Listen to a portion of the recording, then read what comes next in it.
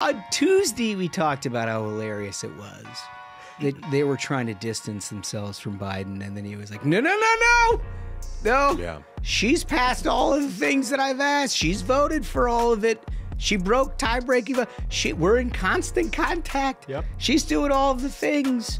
And then, like, you know, she comes out and, like, really ripcords her way into a hurricane discussion. It's like, damn that Ron Desantis, he's a political idiot. And Joe Biden's like, well, he's been very cooperative and they're doing a great job. Yeah. Well, I mean, the argument of Kamala Harris's campaign for president is like, I can fix it, right? Like, here are things that are broken, but you're currently the vice president of the United States. And the guy who is president of the United States wants to say things are fixed and I fixed them, right? So like those two messages are always going to be in conflict, particularly on an issue like this where it's a brutal storm that's going to impact, you know, millions of people. Like the president of the United States is going to say, we're doing everything we can. Everyone's being super supportive. We're all on the same team. And she's trying to make some sort of contrast message that just isn't going to resonate with anyone. Gentlemen, your attention, please. Just a catching strays over here. You're in for a hell of a show. Keep the faith, hold the line, and own the libs. It's time for our main event. Good Thursday to all of you. Just 25 days left in this election. We are the Ruthless Variety Program. Josh Holmes, comfortably smug. Michael Duncan, on assignment, John Ashbrook today, working to try to retrieve this country for American patriots everywhere. Left or right across your radio dial. Thanks for joining us today. Got a lot to cover. There's a hell of a lot going on. Fellas, I think first off, all of our thoughts and prayers with the good people of Florida facing down Hurricane Milton. Probably as you're listening to this, some tough stuff going on down there. Yeah, I mean, it's horrific. Every report that you see basically says this is like the craziest storm in our lifetime. So I hope to God everyone who could get out got out. And folks, if you couldn't make it out, we're all praying for you. Hopefully, you know, I hope it's not as bad as they say it is, but it sounds pretty terrible. Yeah, my parents managed to get out. They're back in Indianapolis with my brother. So thankfully they got out of Dodge. But I know a lot of people were stuck on the highway trying to get out of the Sarasota area. So everyone's in our thoughts and prayers. And also a belated happy birthday to my mom. It's her birthday nice. Today. Yes. You know, so. Wonderful Mrs. Duncan birthday. Yeah. A frequent listener and a sometime commenter. Yeah. Yeah. Which I only when we do you dirty on this show does she. Ardent defender. Yeah. Yeah, I mean, I don't share all of her commentary. But she has lots of additional thoughts. Holmes. Is that right? Yeah. Good. Yeah. Oh, I'm glad. I can only imagine how that shapes your day-to-day commentary here at the Ruthless Variety Program. Yeah, look, my family didn't, they live down there, but they're up north and not there. But I do have family in the Tampa area. Obviously, this is a really big deal. We're going to cover that as it has entered the political lexicon, which unbelievably Kamala Harris decided to make this an area where she was attacking Ron DeSantis. I will say this. You can attack Ron DeSantis. Like, I don't advise it for anybody. But you can't attack Ron DeSantis on hurricane prep. No. That's the thing is, like, when you're trying to fight him on competence, that's like challenging Aquaman to a fight under the ocean. Like, I'm seeing videos of, like, police escorts being given to these, like, tankers with gasoline that are rushing to gas stations to make sure people had the fuel to get out of town. And, like, every video you're seeing from Florida is, like, I think now there's 50,000 linemen and electricians there to be, like, ready to go to get electricity going if it goes out. Like, 50,000 is larger than some countries' standing armies. I mean, he's perfected this. Well, and hurricanes aside, like, DeSantis has always been at his best, and he rose to prominence through his back and forth with the media attacking him. You know, like, that's not a fight you want to pick. No, and I mean, she's locked in a deadlock race with Donald Trump, and she tried to pick, like, maybe the most competent other guy in the political mix to try to pick a fight with while his people are facing a Cat 5. Yeah. I mean, it's ridiculous. We're going to cover that. We're also going to cover the Harris Waltz media blitz, which we're going to get some kicks out of that. We got clips. We got lots of good clips. We got clips. You're going to love to see every single bit of it. We've got some variety for you today. But I want to start with an important piece that is coming up on Thursday tonight at 5.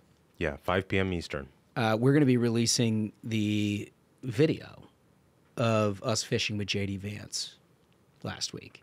So you've heard the interview. You've seen a couple of different things as it, we sent out a clip, essentially. So you got a little flavor for the action this is going, but you're not going to believe how good this is. I mean, it's just, it's JD in his authentic self and us just sort of having fun and, not catching fish or catching, frozen fish. Catching fish. Yeah. On a frozen lake. Wow, what an attack. Yeah. But, why don't we just play the clip? This is clip A. This is another little preview of what you're going to see tonight. What are the odds we catch a fish today? We're not going to talk about that right now. Okay, all right, sounds good. Yeah, so we split up today. We've got 2 boats in competition. On this boat, we've got Joe here with the Safari Club. We've got J.D. Vance, obviously doesn't need an introduction, his son of invade. And we're up against Smug and Duncan and Ashbrook. And Ashbrook's fished.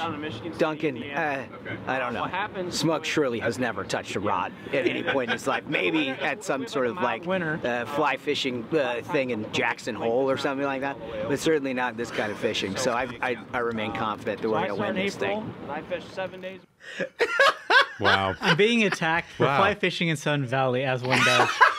Also, sort of nailed that part. Also, just dangerous disinformation in this election season. Like, how dare you, Holmes?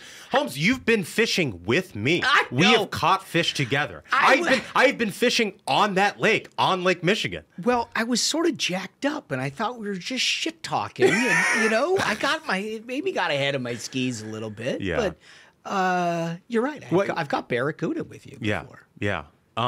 One other thing I have to note, because, we put out another clip on X the other night, the infamous "It's a dead fish" clip, in which you're accusing Smug of catching a dead fish and putting a ringer out there and all that sort of stuff. Well, first of all, how dare you again? Just in this election season to be spreading disinformation. I will be vindicated on that. But I defended Smug. I defended his honor, as I often do. That's sort of my role here on the variety program. Oh my God! Us who care about the grassroots out there. This is outrageous. And I tweeted out that the fish was alive, but that Smug is such a gifted angler that he reeled with enough force to flash freeze it in the icy waters. He brought it up from the depths. And the velocity, because he's a very strong man, actually flash froze the fish. And a dedicated minion. This Daniel? Yeah, Daniel Reed. Yeah. I think we met him at one of the DC events. Yeah, I saw he put some science to this. He did. He put a lot of science. He did an ombudsman report where he said, this is not how it works. Because I was asserting it's like you spinning a beer in the cooler with the ice. It gets like hyper cooled. He then provides a lot of math about the latent heating of fusion of fish.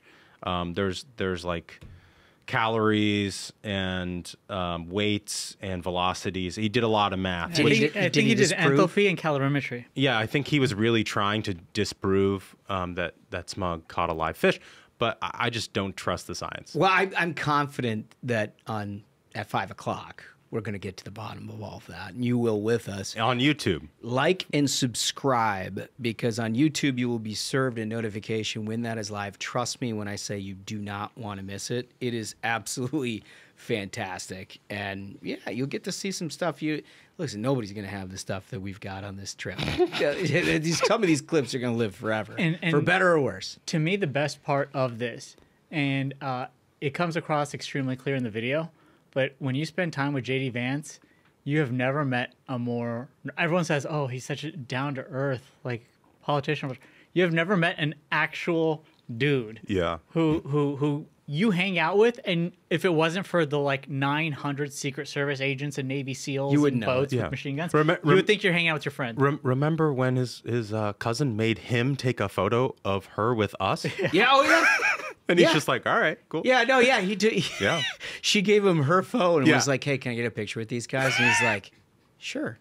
No problem. I was like, how many times have you been asked to take the picture, JD, lately?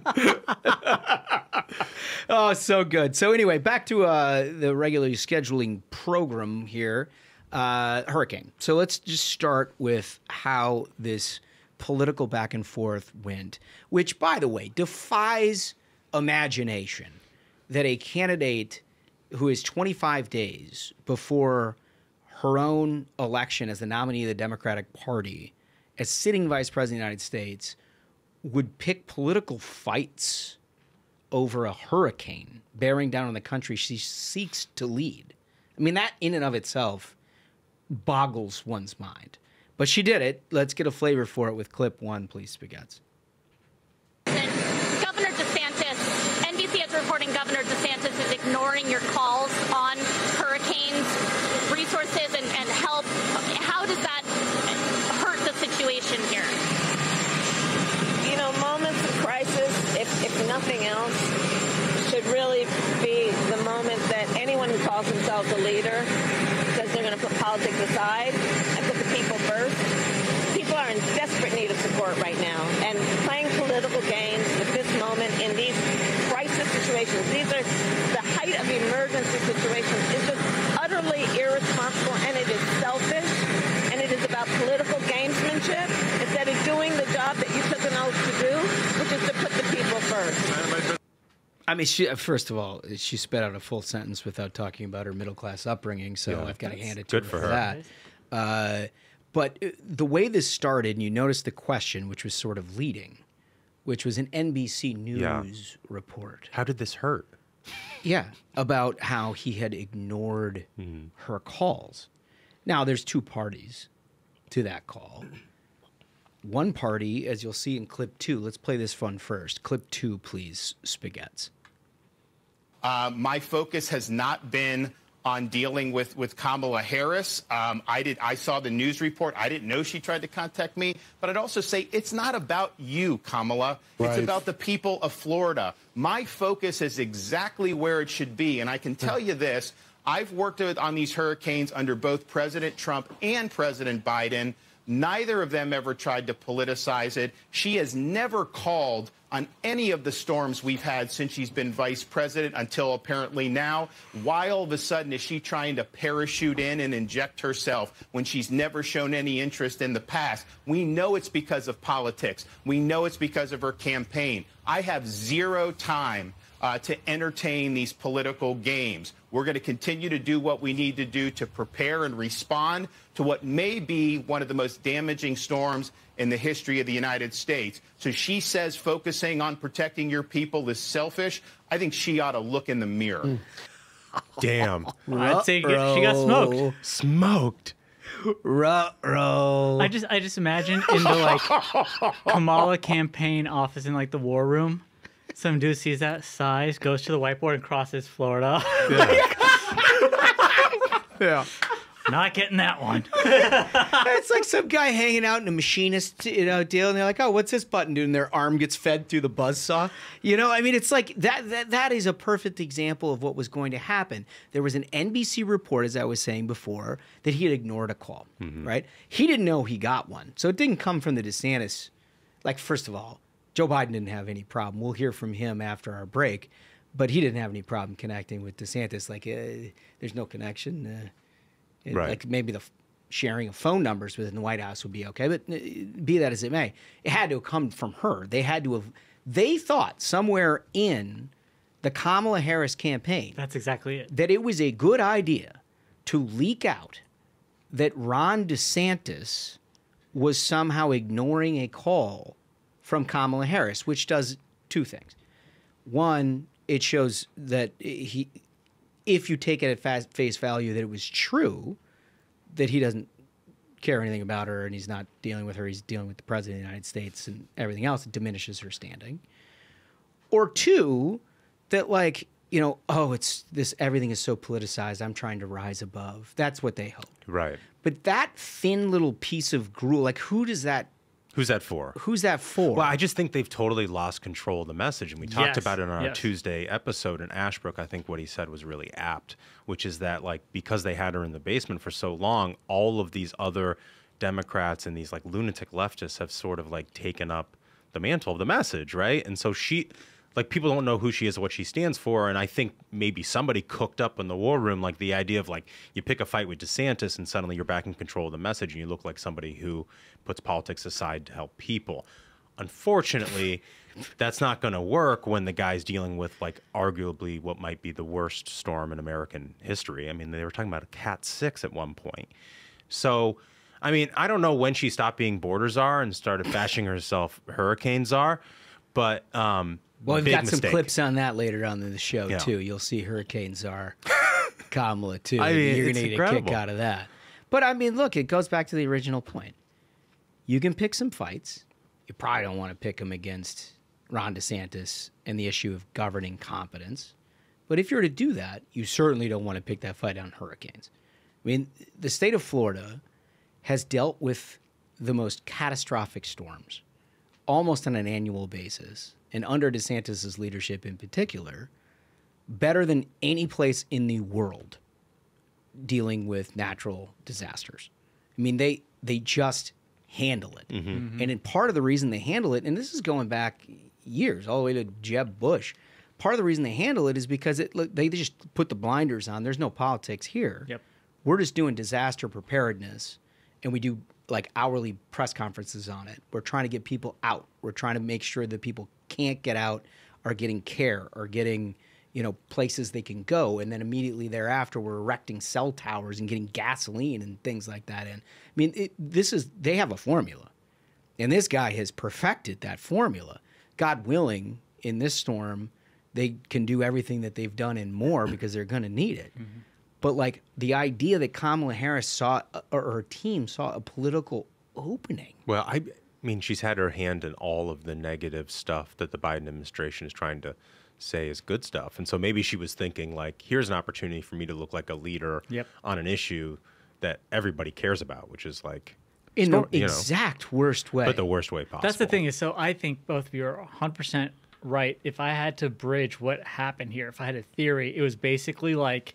yes, they understood that, like Duncan said, that what is our message right now? Like, we've been hiding for so long. We have a media blitz, but so far all we've accomplished to do is say that we would be exactly like Joe Biden, right? Like, they have not had anything to really go on the offense on. And so there must have been some, like, idiot aide who's like, oh, good news. Ron didn't answer the call. You know what we can do? And Kamala's dumb enough. Meanwhile, they're probably calling some answering machine from 1998. Yeah. You know what I mean? Like, they don't even have the... now. If he didn't know, it's not like he would not have picked up the phone. Yeah. He didn't know. You could tell by the response. He was like, I didn't know that she And that's how you know it's amateur hour, because they think that they're like, oh, he didn't answer the phone. Like it says on their Kamala Harris on the caller ID, right? And they're like, I got an idea. Why don't we do this? And Kamala has such terrible political instincts that, I mean, like we've said a million times, she did not even make it to Iowa when she was running in the primary. She's got horrible instincts. She was probably like, yeah, that'll work. That's great. And within seconds, she got smoked. Just absolutely annihilated. Well, it turns out President Joe Biden weighed in on this between the two, between DeSantis and Kamala. And you'll be very surprised on which side he came out of. We're going to get to all of that right after this. Folks, let me tell you about my friends at Americans for Prosperity, America's largest grassroots organization. Americans for Prosperity is out there every day fighting for you. Their goal? Reignite the American dream. AFP's priorities are simple: secure the border, end inflation, make energy more affordable. And AFP gets results the old-fashioned way, through grassroots activism. They bring together like-minded conservatives, turning them into a grassroots army, and defeating the left's terrible big government agenda in the states and in Washington. And that's where you come in. With the media, celebrities, and universities stacked against us, it's the grassroots that will help us win. So please find an Americans for Prosperity chapter in your state and get in the fight. Go to americansforprosperity.org. All right, so in the last section, we were talking about the hurricane drama between DeSantis and Kamala, the ill conceived attack against DeSantis in what is a position of weakness to begin with.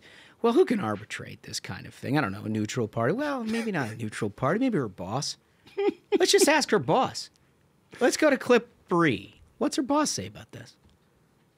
The governor of Florida has been cooperative. He said he's gotten all that he needs. I talked to him again yesterday, and I said, no, you're doing a great job. It's all being done well. Great job. Thank you for it. And I literally gave my personal phone number to call. So I don't know. Personal phone. Keep in touch. There was a rough start in some places, but every governor from Florida to North Carolina has been fully cooperative and supportive and acknowledged what this team is doing. And they're doing an incredible job. But we got a lot more to do. Oops. How's under the bus taste, Kamala? On Tuesday, we talked about how hilarious it was that they were trying to distance themselves from Biden. And then he was like, no. Yeah. She's passed all of the things that I've asked. She's voted for all of it. She broke tie-breaking. We're in constant contact. Yep. She's doing all of the things. And then, like, you know, she comes out and, like, really ripcords her way into a hurricane discussion. It's like, damn that Ron Desantis, he's a political idiot. And Joe Biden's like, well, he's been very cooperative and they're doing a great job. Yeah. Well, I mean, Oops.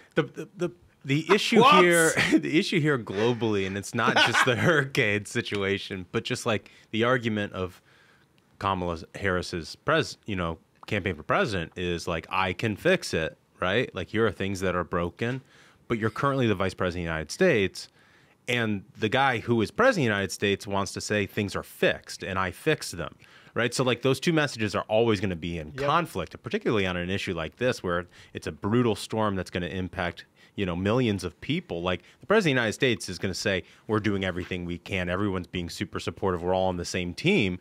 And she's trying to make some sort of contrast message that just isn't going to resonate with anyone.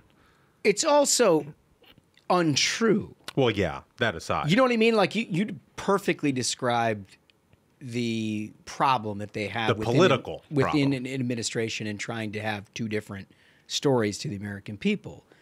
The inherent problem is not only did he say he was cooperative and doing a good job and everybody's doing great and we're going to tackle this thing together, is he was like, oh, yeah, no, I gave him my personal cell. Yeah. She's the lady that's out being like, I can't get a hold of him. The president's like, oh, he's on my fucking speed dial. Well, and DeSantis, it's like I texted him. Dolphins had a good game.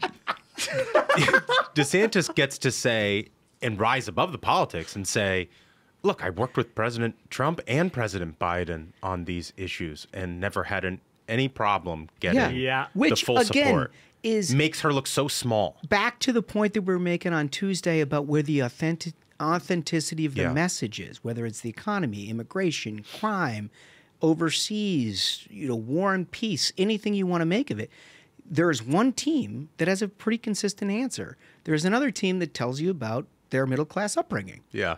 You know, and now we're in hurricanes. Hurricanes is like, no, we work with everybody. Everybody's good. And the president of the United States, the Democrat, his vice president, he's like, no, she's wrong. He's on my cell phone. Yeah. We call, we talk. And she's like, no, I can't. He's politicizing it. Selfish. I mean, it just could not. He's being selfish. If this is the moment where Americans are truly tuning into this election, there's going to be a break. Yep. If people are really, look, I'm cynical about how many actually persuadable voters there are out there. I think most people put their jerseys on this time, and you see it all in the polls. You know, I mean, these things like move an inch one way or another, and they've basically been that way for 3 months. But there are some persuadable voters. But to those people, if just now you were like, let me tune in and see what's happening because I got to figure out which way I'm going to vote, and you just saw that, is there a question? Mm-hmm. You have one person that's literally like picking a fight with a governor with a Cat 5 bearing down upon him, who's the president of the United States, her boss, saying that they're cooperating and working well together, and she's like, oh, this man is the worst. Petty politics. That's the thing, is the level to which it backfired. For her to try to concoct this plan of like, DeSantis is making this about politics. And then we saw in the video, instantly cuts to him being like, I've worked with President Trump. I've worked with President Biden. Cuts to Biden being like, DeSantis is doing great. He's been extremely cooperative. He's in myself. Like, that just backfires on her so hard because she was trying to create this message that like, oh, I'm above politics. Kamala's here to get things done. And now she looks in a far worse position than if this had never happened. Yeah, she looks like the only person engaging in petty politics. Yep. And the only person not actually working on tackling the problem. Right. Oh, it's just so unbelievable. So we're going to have your comments from the last episode when we get back. My thinking on all of this is we're going to have to do a question of the day related to this piece of it because you're going to be hilarious. Yeah. Yeah. Because it's a hilarious thing. And then we're going to get to the entire media campaign that she's running, some greatest hits. Yes. We're going to have some yucks. Yes. All when we get back right after this. Cyber attacks are on the rise, with corporate megastores falling victim to data breaches that expose your private information. Now these same megastores are lobbying D.C. politicians to pass the Durbin-Marshall credit card bill. This bill will leave you even more vulnerable to credit card cyber attacks while Walmart and Target pocket billions in additional profit. Don't let them get away with it. Tell Congress to guard your card because Americans lose when politicians choose. Learn more at guardyourcard.com. Are you guys ready to laugh? Yes. Always. Yes. I mean, That's why I'm here. I feel like that's why you tune into the Ruthless Variety program, is that in a particularly difficult moment in time, we can still find some silver linings. Well, To have some yucks about. if you follow politics every day and you don't laugh, you will cry. You will cry. You will cry. Well, it's good of the Kamala Harris campaign to provide all of this content for us, which we will go through in some detail here in the following. As you well know, she's decided that they need to utilize her to go out and spread the message to some conventional and some unconventional audiences. A perilous task, as I've noted on Tuesday, when you're dealing with Kamala Harris's rhetorical acumen, shall we say. Let's start with a view, shall we? Clip 6, please, Spaghetts. Well, if anything, would you have done something differently than President Biden during the past 4 years? There is not a thing that comes to mind in terms of, and I've been a part of most of the decisions that have had impact. It's the central thesis. If you watch the DNC, the most jarring part of it was that they acted as if they just showed up and some old man ruined the country and she was like here to fix it. And they even gave him like a horrible time slot, threw his ass on a plane, and were like, don't let anyone know you had anything to do with this. Dude, she literally left Chicago and went up to Milwaukee, you know, so that she wouldn't be there when Obama was there because of the bad blood between Obama and Biden. I mean, like, it was a well-choreographed thing. Yes. You know? And I'm just astounded by that is it's a very simple question to answer. It's a 101. Like, from a political standpoint. Like, even if you didn't want to throw Biden under the bus, you could say, I'm very proud of the work that we accomplished during the Biden administration. I think we could have done more. There's so much more work to do for the American people. I recognize people are hurting out there. Here are the 3 things I would do in addition to what we did. That's a very easy thing for a politician to say. She can't say it. And mark my words, if she loses this election, everyone's going to look back at that clip as the straw that broke the camel's 100%. back. That's the thing is, like, I think at this point, every single person in the media, in politics, recognizes this is a change election. The American voter does not want what they have had for the past 4 years. Kamala's team recognizes this. They are not executing in any way being a change candidate. Their whole thing is like, we don't want to talk about how she's been a part of this administration.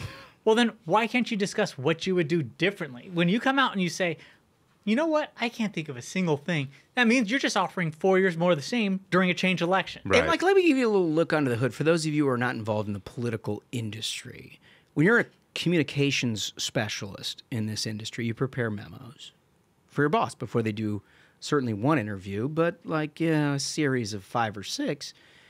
The first thing you do is like, here's our message, right?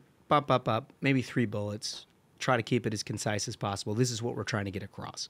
Those are the things that in the art of asking a question you need to get back to, no matter what, because those are the message points. Then you have a series of liabilities of questions that people are going to ask that can put your campaign in a perilous position or can put you on defense or get you off the message points that you had in the aforementioned paragraph. The top of that fucking list is what would you do different from Joe Biden? It's like the elevator speech of any political campaign is what would I do different than what's happening right now? Like that's like 101. We're talking about like if you're running for student council. Yeah, right. If you look at poll numbers. Free Coke in the vending machine. Like, I mean, you need something to run on. Just something. No, you know what? I elect me because I think everything is perfect the way it is. And what's that guy they got, Sam's or whatever they've got over there? Ian Sams? Who tweeted that someone was whiteness manifested and this dude looks like Uncle Fester? Yeah. So they had him out yesterday trying to do cleanup on this thing, and he was like, well. This is brutal. Uncle Fester. Jesus. I'm sorry, it just needs to be acknowledged how it's brutal. a long time since we've done looks attacks. That's a brutal takedown. Yeah, Uncle Fester. It's pretty tough. Pretty tough. But he was doing an admirable job trying to do his job. And he was out there. He did Fox, of all things, and other places. And he's like, well, if you notice later on in the interview, she said she would appoint a Republican to the cabinet. That's something different. Yeah. And it's like, no, it's like, what? Sam's? That's the best you can do? Well, she'd appoint somebody different. Not anything we're going to promise on the campaign trail, clearly, but she said that. Yeah. Do they have like a wager going on in that campaign office of like who can piss off 80% of voters today? Yeah. Because instantly after that, I saw a bunch of Republicans being like, she's going to try to get Liz Cheney or some other idiot in there. And then I saw Democrats being like, wait a minute, what? That's what they mean. They mean Liz Cheney or like Adam Kinzinger. And then all the Democrats are like, wait a minute, so why am I voting Dem? Yeah. You just told us that like every Republican wants to destroy democracy. Now you're going to put him in your cabinet? Could you imagine? You get Liz Cheney. Who comes up with these ideas? I don't know. But it didn't stop there. She went on Colbert, who gave her a chance to reset this mistake. You know, Colbert is a Democratic operative at this point. If you listen, I don't often, but I see clips circulating where he basically tries to reset the argument for his audience about what the Democratic position and arguments are going to be. And he makes fun of Republicans, and then but he does his level best, and sometimes in a kind of a politically astute way. Oh, he's a very smart guy. Yeah, to try to get to a point where he's advocating on the Democratic Party ledger. And so he sees this, obviously, his staff sees this on The View, and he's like, okay, let's clean this up. Right. Let's go to clip 8. Polling shows that a lot of people, especially independent voters, really want this to be a change election, and that they tend to break for you in terms of thinking about change. You are a member of the President administration.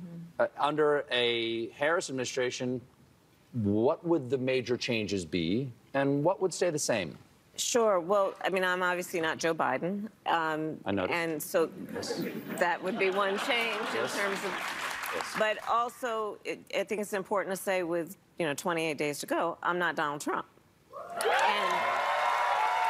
And so when we think about the significance of what this next generation of leadership looks like, were I to be elected president, it is about, frankly, I love the American people. Oh, and I my believe God. in our She lost country. it. She lost it. Here we go. I love that it is our character and nature to be an ambitious Character people. and nature. I knew when she we said have significance that it was aspirations. We over. have dreams. We have incredible work ethic. Listen to this. Bro, dreams and work ethic? I just believe that we can create and build upon the success we've achieved in a way that we continue to grow opportunity and in that way grow the strength of our nation. That's incredible. We're going to grow opportunity. It's like, I don't know how to even do that. Like, if you're going to put in a textbook the absolute wrong answer to that question, that's it. It's the answer. But like back to what we were talking about earlier, this would be the brainstorm session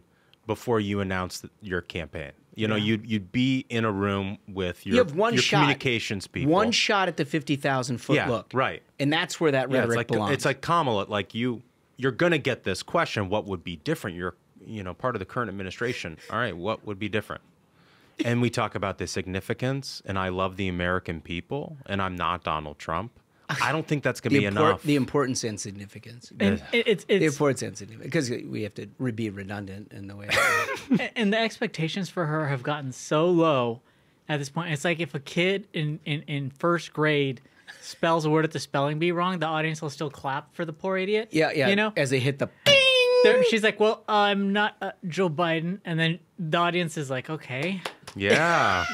Way to go. You got something to say? And she's like, I'm not President Trump. Is that what? Yeah. Right? And the audience Good. Yeah. It's like, this is how poor her message is. This is how she's so hollow and has no reason to run, offers nothing to the American people. You hit it. Because it goes just to that of like, you just hit not Donald Trump. You just hit it. Orange band bad. That's it. The only reason that this woman is appearing on your television set right now is that her boss was too old and his poll numbers were too low to actually beat Donald Trump. Bingo. It has nothing to do with anything that you're suffering. It has nothing to do with the 10% inflation that they caused, the open borders that they created, the international conflict that they're responsible for.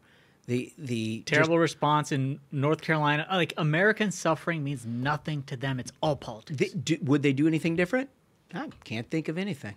Straight up, they said. Can't think of anything. Nope. Not a single thing. But I can tell you about the significance and importance of the American people.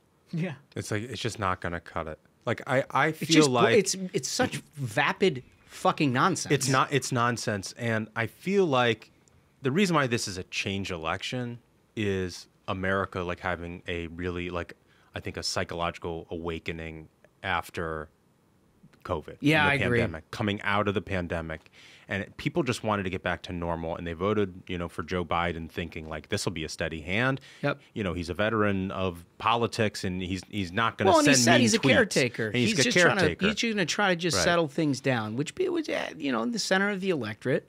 There is a mood for that. Yeah, but then people got out of COVID, and it was like, okay, 10% inflation, and then it's like, oh, well, now the world's on fire, and then it's like, oh, well, I know you're having a hard time finding a job and paying your mortgage, but we're going to let 20 million people in the country. You cool with that?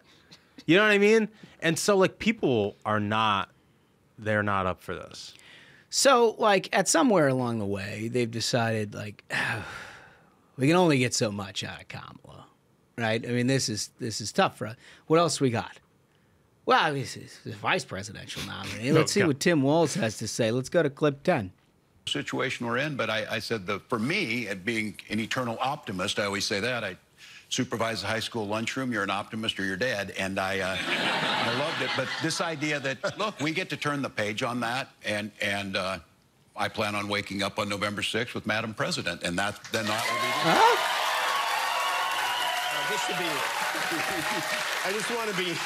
I want to be clear, you won't be waking up together. No, unless you guys have gotten closer than we thought. I have a problem about not being specific with my language, so thank you for that. Specifically right. Yeah. I served in Iraq and Afghanistan in the front lines of the war. Imprecise. Yeah. I was in Tiananmen Square. Yeah. Liar. Wake up next to the vice president. But I mean, it goes to show, like, look, is it kind of a funny thing because he fucked that up? But it's like, that's who this is, a clown. Yep. He's a clown. Yeah. This is not a serious person. So you're like, all right, if you're in the Harris camp, that shit's not going to work either, right? No. So we got the Colbert thing, the View thing. Maybe if we just drink beers, I don't know. There's an old political test. It's the person that you want to drink beer with is kind of the person who wins the election. Maybe that'll work. Let's go to clip 9. One of the old saws is they just want somebody they can have a beer with. Uh-huh. So would you like to have a beer with me so I can tell people what that's like? Okay. Now, we asked ahead of time because I can't just be giving a drink to the Vice President of the United States without asking. You asked for Miller High Life. You wrote Miller High Life. I'm just curious. Okay, the last time I had beer was at a baseball game with Doug. Okay, so cheers. Cheers. There you go.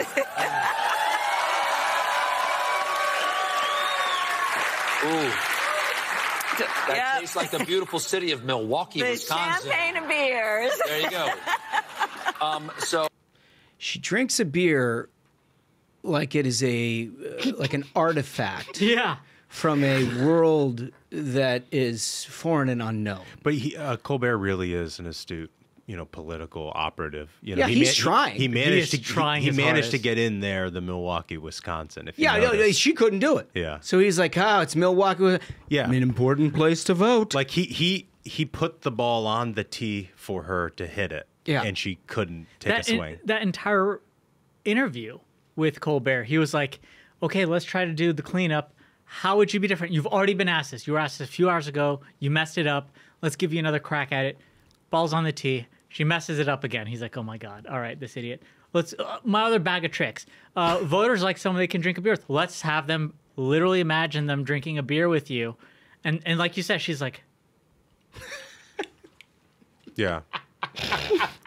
I had beer at a baseball game. And acts like she just got a heroin shot. Last time I was having a beer like this, I was having apple pie. Yeah, I was at a baseball game with my husband. On the 4th of July. On the 4th of July where we celebrated America. I love America and the American people. Vote for me. And then, again, just like Duncan says, then it's up to Colbert to be like, this is from Milwaukee. Yeah, that's Wisconsin, swing state. We love Milwaukee. It's like, hey, dumbass, why don't you drink it? Yeah. Drink the beer. He tries so hard to carry her, and she's just that bad. Yeah, which really is just like, it's a microcosm of the entire media right now. Like they're trying to lift her up, and so she can dunk the basketball, and she just can't. So like, all right, well, maybe a serious medium. And by now you've all seen the clips, so we won't replay them, of her 60 Minutes interview, which, like, she just got absolutely eviscerated.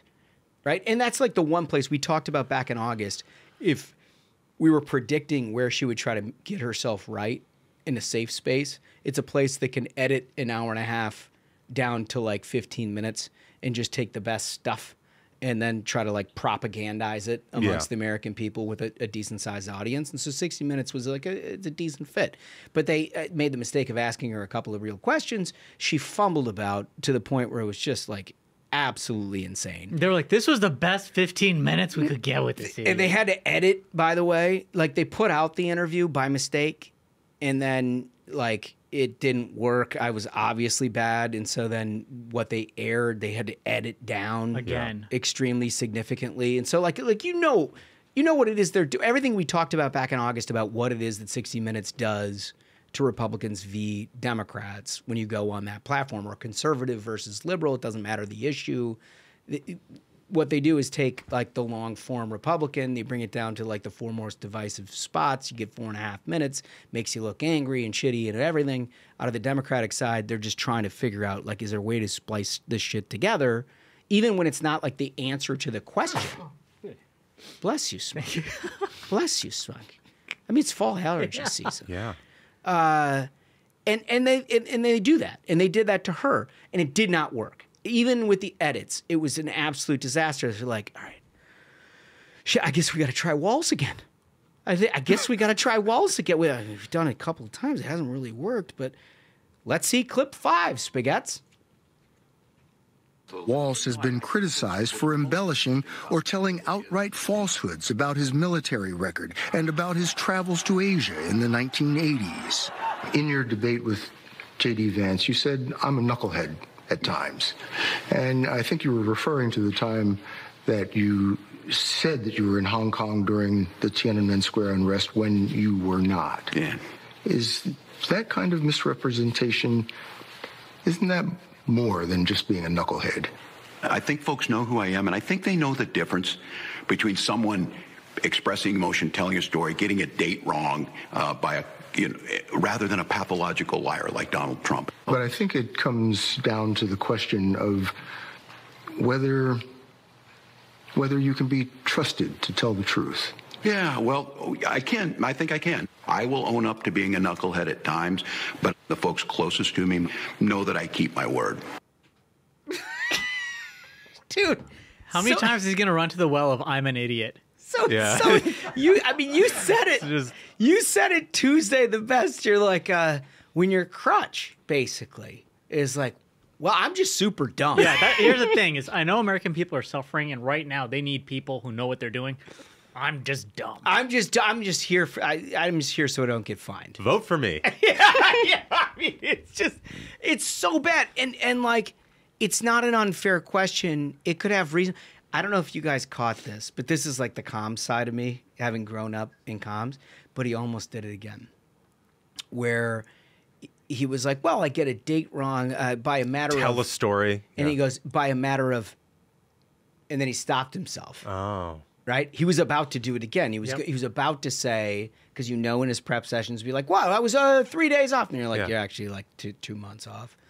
He was about to do it again, and then he was like, "Ah, shit, I keep getting caught in this trap." Such a terrible liar. And he's just such a bad liar. See, the problem with being really stupid is you can't be a good liar and be stupid. You have to be pretty smart to be a liar. But he's also trained because he's grown up as a politician in Minnesota media. Yeah. And if you know anything about Minnesota media, if you're a Democrat, they're never going to ask the second question. So he'd be happy to say like, "Oh, I missed it by 48 hours. I was there 48 hours before." Yeah. That gets printed, front headline, nobody checks it. Right? So it's these kind of things that actually were able to build from the misrepresentation of the service record to Tiananmen Square to just about everything that he's done. Like, the bills that he signed into law dealing with abortion and everything else that he somehow doesn't have any idea what it is that they actually do.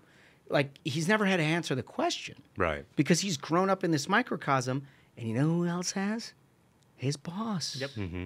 California politician, only dealt with Democratic media, only dealt with Democratic primary electorates, now beset with a general election. For the first time, they actually have to face somebody who may or may not disagree with them, and they don't know how to handle it. Yeah, I mean, contrast that, and it was the first segment of the show with DeSantis. Yeah. DeSantis rose to prominence with an adversarial media. They were attacking him every single day because they thought he might run for president, right? Yeah. But it's the inverse. Whenever it's involving a Democrat, you got, the Star Trib up there isn't going to ask that second question. And like, California's been sending terrible politicians to D.C. since time immemorial. Right. And the only good one, Ronnie. Right. Right. So, yeah, I mean, they're sort of coddled from the beginning. I mean, like, the basement strategy of their campaign is not some new endeavor. It's been Democratic politics forever. And you're just seeing that. Yeah. You're just seeing it play. All right. So the Collar Daddy thing didn't work. The View didn't work. Colbert didn't work. Walls didn't work. Walls didn't work on 60 Minutes. The whole hurricane attack on Ron DeSantis didn't work. Let's see if we can do the governing. We'll just be a serious governing person. Yeah. Oh, yeah. Let's bake this in. We'll haul it all back in-house where we can entirely control the message because you're doing it in our building and we're going to handle all of it inside. Let's go to the next clip, please, Spaghetti. Flood. We really got to watch those areas and those communities. So it takes quite a while for that water to drain. Thank you very much. Hey, Ken, I have a question for you. You mentioned words matter, and I know there is a lot of media following this briefing. Wait, so for folks who aren't on video, you just saw Kamala trying to hide her mouth while her handlers are like trying to feed her like questions, answers. It's the funniest thing because it's like you have no idea how broadcast medium works. I mean, this is somebody who's done nothing but like public stuff for the last 10 years. Right. And it would be like, hey, you can't hear me on the other side of this microphone because I'm holding my hand in front of my mouth. She must have thought that her feed was muted when she wasn't talking. That's my only explanation, because otherwise you'd have to be an idiot to not know the mic was going to pick you up. But I think she was, because her aide is mouth. clearly talking. So what's happening here is a hurricane briefing where you have serious people, and then you have the president. Who, I don't know if he's recording or not, but he certainly seems to be in contact with Ron DeSantis, which is better than you can say for Kamala Harris. And then her. And like why she's on there is only because of political reasons. Nobody wants her anywhere near any of this mess. Because then, I mean, you saw it. Well, I'd like to say that words matter. Like, lady, there's a goddamn Cat 5 hurricane. Like, We're talking about cell towers. Yeah, and they all have to sit there on that call and we all have to play pretend with Kamala Harris, who is not president of the United States, as we sit here and violate the Hatch Act for her political campaign. But let's talk I mean, that's what it is, But let's right? talk about like specifically what happened. So an aide says something to her, and she puts her hand in front of her mouth to mask for the camera. It's a live broadcast, which you can hear as clearly as you can hear the speaker on the phone. At that point, what you can hear as clearly as the speaker on the phone is this paper slip across her desk with a question. She looks back at it and she's like, "Oh, I've got a question." Yeah. That's the kind of president that she is running for, right? This is what the Democratic Party has in mind for the American people. It is not somebody who is good at what they do. They're not like smart or innovative or thoughtful or typically like, even care. Or like, I don't know, intellectually curious. Yeah, she's got nothing. She's sitting there. She's got to sit there for an hour and listen to a briefing, and not a question fucking occurs in her head. No. She has to be slipped a piece of paper. That's the thing. To the Democrat Party, she is the ideal Perfect. candidate. Just a puppet. Because all she is the person that you can pass the sheet of paper to. Just read this. Just read that. This is your line. Just read that. And that's what we're facing here, right? But I'm not sure that there's anything. Joe Biden would never have unmasked this, right?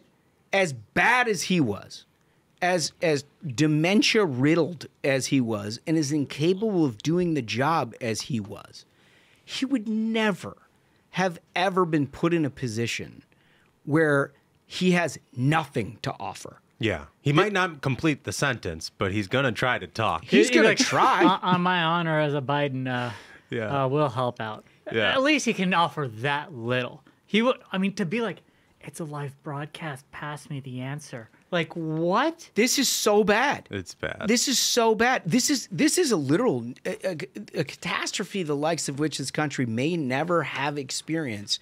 And she has an aide passing her questions to ask. She sat there for like 40 minutes listening to the thing. Not a thing occurred to her. Oh, well, so the aide's like, "Hey, you may want to say something." Yeah. Like, you know, it's important that It's we going to say look something. really bad if you just sit there and nod and never say anything. She's like, "It's a live broadcast." Because we all have to pretend that like you're doing something and you're in control of the situation, even though you're not going to do anything. Totally. God, it's just unbelievable. So anyway, all of that brings us to our question of the day that I previewed a little bit, which I think you're going to have some fun with today. What's your favorite moment of the Harris-Walz media blitz? What is it? Because like I have a tough time going, just the stuff that we covered, and that's not all, by the way. Yeah. There's a whole bunch of A lot stuff. more. And the 60 Minutes catalog, you can pick like any one of 30 minutes That was out of so there. that was my favorite. I watched it live on television when I got home, and I thought I was having a stroke.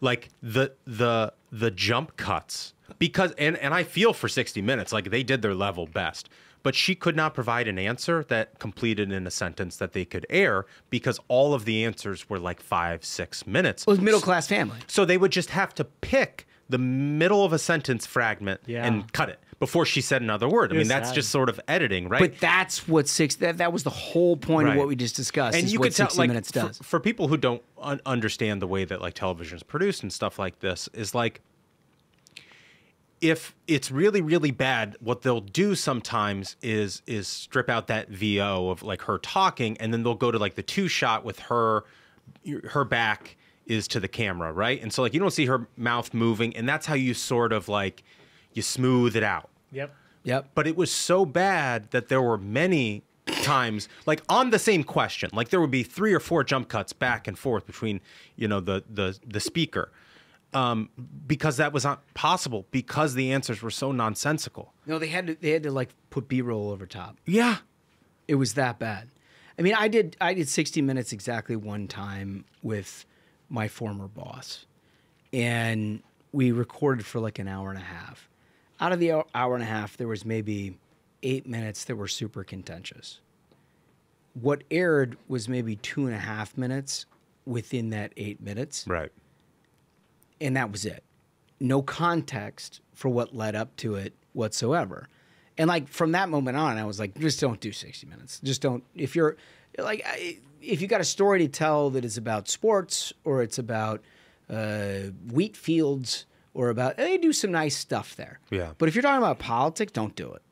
Because they put the finger on the scale about as hard as you can, except they have a couple of journalists that feel like they need to ask real questions, and occasionally it makes its way out there, and like they can't handle even that. I'll tell you something that I've been thinking, seeing this, blitz that Harris has tried is, the saying was like, you tell kids that, hey, you too could someday be president of the United States, because, the idea is this is such a great country, anyone can make anything of themselves if you want it, you want to work hard enough and accomplish that. But it's going to be completely different. Like, well, you could even be president someday. Like, any idiot now apparently can get that job. That's what Kamala Harris will do, because she is just a puppet. And a terrible one, even at that. Yeah, that's well said. All right, so remember, the question of the day is, what's your favorite moment of the Harris-Walz media blitz? When we come back, we're going to read your comments from last episode. Is why did she finally come out of the basement? You got some great stuff. We'll get to it all after this. With the election coming up, things have never been more volatile, both in our economy and our politics. Cost of living, Michael, is through the roof. Yeah. You've been to the grocery every single week. You know how expensive it is. The Fed is printing money over and over and over again, and the dollar is devaluing, and people are wondering, are their investments safe? I doubt it. Listen to this. Government debt is growing at a rate of $1 trillion every 100 days. Since 2020, every dollar in your wallet has lost 24% of its purchasing power. And in just the last 18 months, the cost of groceries and basic necessities for a family of four has gone up an average of $11,000 a year. These are outrageous numbers.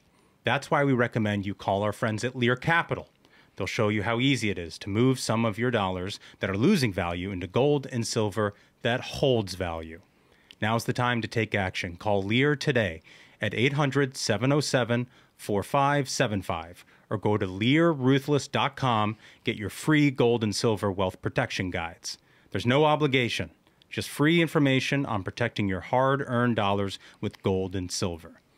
You have the choice to take possession of your metals, store it, or you can roll over an existing IRA or 401k into a gold IRA and get the same tax advantages. Lear has over 27 years of experience, thousands of five-star reviews, $3 billion in trusted transactions, and is the only company with a 24-hour risk-free purchase guarantee. All right, we're back with your comments, and we usually start with the voice. The voice is, again, working to fighting the good fight, ensure that the American people are well represented here come November. So we're going to start with Duncan, but I got to remind you that in order to get your comments here on this show, you got to like and subscribe. Like and subscribe to the YouTube channel, and then also give your 5 stars on the audio deal. Leave a comment there. We'll read some of those. But we literally go through the entirety of all of it on both mediums. And this is what we've come up with. So, Duncan, let's start with comment 1. Yeah, great comments this week. And again, we're missing the voice, so I have to pretend to be Ashbrook. Oh, okay. Like and subscribe if you wish to opine. That is excellent. That's how we always do it. Good work. Yeah. We love our friend. We miss him. We do. First comment here is from Not Bill 08. Not Bill writes, 40 days of Where's Waldo didn't help Kamala. A rigged debate and softball interviews didn't help Kamala. A border photo op didn't help Kamala. Having bought and paid for a supporters bust into rallies didn't help Kamala. Then you have the September-October surprise of 2 hurricanes. The Democrats had to pivot to get Kamala exposure, and it's hilarious because it is stupendously backfiring. Yep, that's it. Yeah. It's Called a it. really good take. Really good take. Well, yeah, I guess maybe that I love this because it's sort of true. Like post-debate, things are sort of like frozen, like who the candidates are in the minds of the electorate, and for her, that's not good. Like, she needs to get to that next level with a message and a closing statement.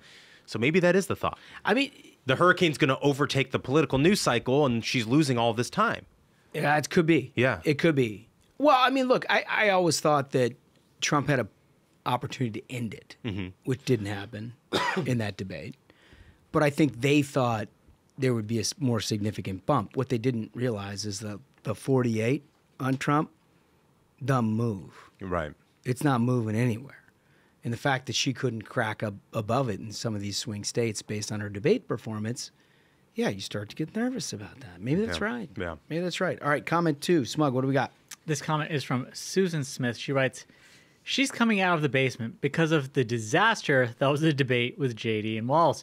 She knows JD wiped the floor with him. Then the rally in Pennsylvania. Trump hit it out of the park. I mean, opening with that, like, as I was saying, killer. That was just amazing. So good. Having Musk and JD there, it's too much for her, and she knows it. Americans are tired. We want our country back. We're done with woke DEI nonsense. She is their poster child. The most horrendous, though, the $750 offered after bragging about the millions sent to Lebanon. She's completely detached. And on that, on Fox News, they interviewed a person who found a way to, I guess, get to a Starlink and submit the paperwork for $750 and said, you qualify for $200. Oh!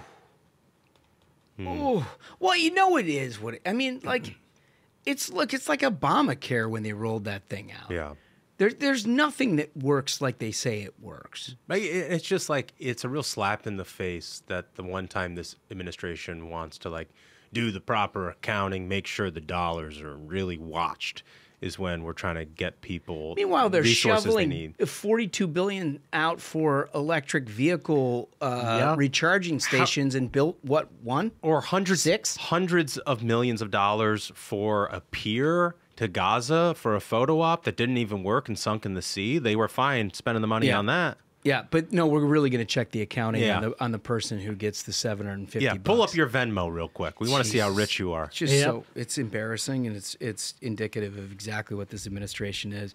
Third comment is from Wither Snow. Discovered you guys recently. I'm loving what I'm hearing. Thank you very much. Why is she out of the basement? Because her internals suck. Yeah, I'm with you on that. But she can't do anything actually challenging interview. She can't do any actually challenging interview.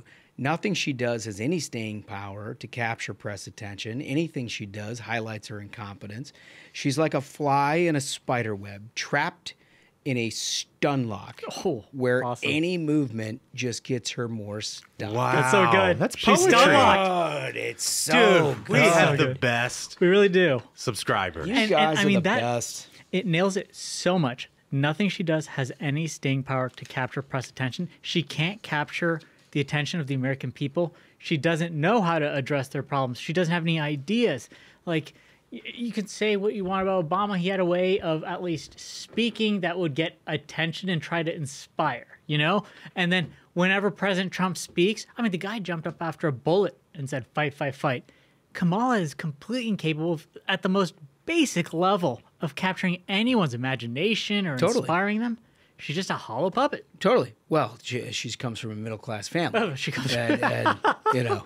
What I also love about this comment is this is like a newer listener. Yep. Yeah. And they're right on the program. They've already gotten right on it. the whole They've thing. already- They're plugged on in. Which, thank you for all of you who joined us recently. Dude, we've gotten like 10,000 new subscribers on YouTube in like the last week or so. Yeah, well, we've got like, you know, over the last month, it's like we're dealing with millions of people here. Yeah. So this is great. And we really appreciate it because it's an important time. Keep spreading the word, Yeah, you know? Keep spreading the word. My goal, real quick, my goal is 100,000 before Election Day. I think we can do it. Well, because I think Spaghetts and Lee, they deserve the plaque. And for those who don't know, like when you get to 100,000 subscribers on YouTube, you get a plaque from YouTube. Oh, is that right? Yeah, like a silver plaque. I want them to be able to see it and, you know, enjoy the work we all put Then in. you'll hang it in and your then house? I'm putting it in my house. Yeah, I think we give it to Smug. He's earned it the most. It's so good. I love that. He's like, here, do you see it? Okay, it's going Very on my nice. wall. Well, you know, we'll have YouTube make it out to Smug, and we'll have him put like most valuable player on Oh, it. yeah. No, that'd be good. That'd be good. I think everybody would enjoy that. You guys ready for some variety, by the way? Hell yeah. Always. We got some really good stuff Dude, today. this first one blew my mind. Yes. Blew my mind. So police say a pair of teenage girls took a New York City subway train on a joyride and crashed it. They've arrested one teen. So this is according to the AP, the Associated Press. Police have arrested a teen girl that they say took an empty New York City subway train on a brief joyride before they crashed it and fled. They are looking for a male companion they believe was also pictured on the train. Surveillance photos released by the New York Police Department on Tuesday show one person dressed in all pink, including a pink shower cap, and another in a blue tank top.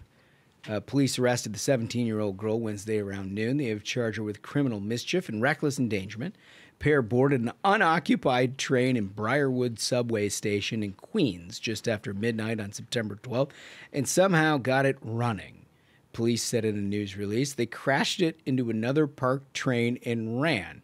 It was unclear how much damage the prank caused. No injuries were reported. So look, we see all crazy shit in a city these days.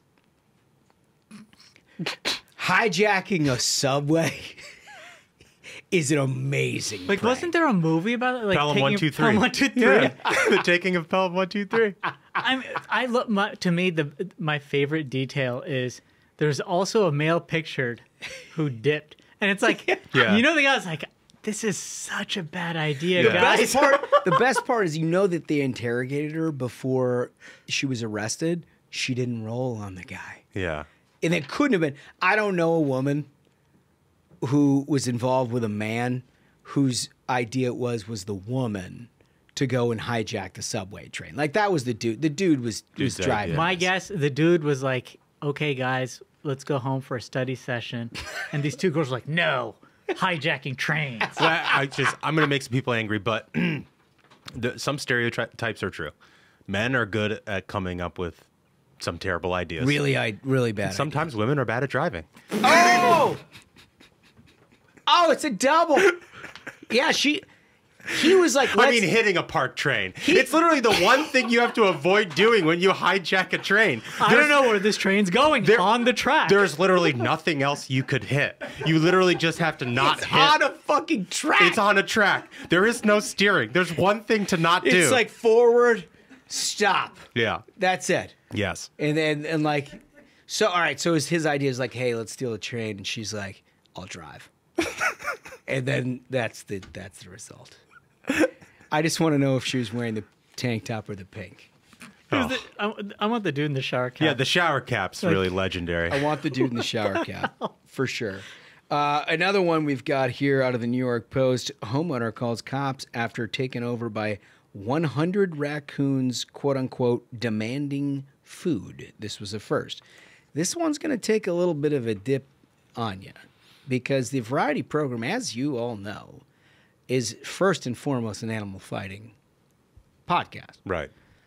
And we don't like when nature demands things upon humans. We just don't care for the orcas knocking over vessels in the sea. We don't care for dogs shooting gun owners in their home in Kansas. We don't care for the roaming bear vandals in the upper Northwest who are stealing things out of homes.